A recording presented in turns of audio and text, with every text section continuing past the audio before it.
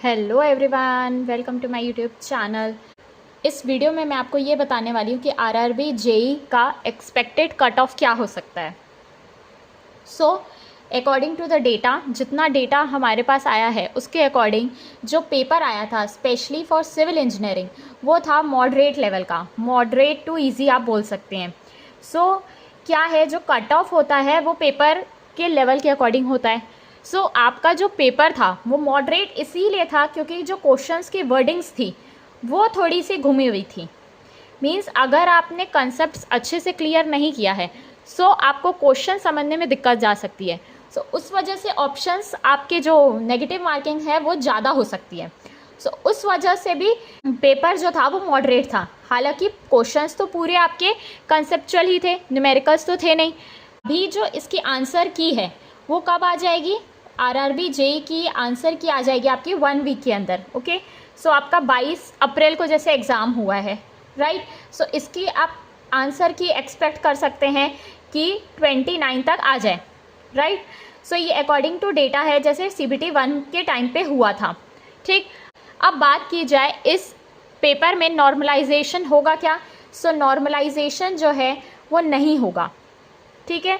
क्यों नहीं होगा, क्योंकि जो पेपर हुआ था शिफ्ट 1 और शिफ्ट 2 में वो जो भी डिफरेंट जोन्स हैं उनके लिए एक ही पेपर हुआ था। मींस जैसे आपका मुंबई जोन हो गया तो मुंबई जोन एक ही शिफ्ट में हुआ था, गोरखपुर जोन हो गया वो भी एक ही शिफ्ट में हुआ था। नॉर्मलाइजेशन नहीं होगा। कट ऑफ आपका जनरल के लिए अप्रॉक्सीमेटली हो सकता है 100 to 105 के रेंज में, इसमें ±5 हो सकता है, ठीक।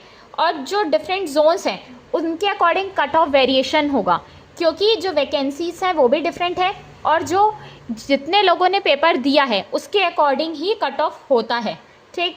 हम जनरल के लिए ये एक्सपेक्ट कर सकते हैं कि कट ऑफ इतना जाएगा ना। वैसे EWS के लिए इसमें आप -5 मार्क्स कर लीजिए तो EWS की कट ऑफ हो सकती है 95 to 99, ठीक है ना।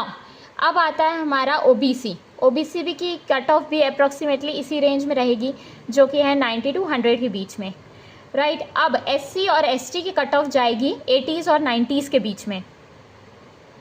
ये अगर आपका आता है इसमें आप ±5 मार्क्स ले सकते हैं। ये हम बोल सकते हैं कि सेफ स्कोर है। और दूसरी बात, ये सब चीज़ डिफरेंट जोन्स के लिए वेरी कर सकती है। मींस अगर आपका जोन ऐसे एरिया में है जहाँ पे कंपटीशन ज़्यादा है कट ऑफ वहाँ पे बढ़ सकता है। और दूसरी बात, अगर आपके जोन में वैकेंसी ज़्यादा है तो भी आपका सिलेक्शन होने के चांसेस हैं। कट ऑफ प्योरली डिपेंड एक फैक्टर पे नहीं करेगा। आपको अपने रिजल्ट्स को अच्छे से चेक करना है और हो सकता है कि लक बाय चांस आपका ये एग्ज़ाम क्वालिफाई हो जाए।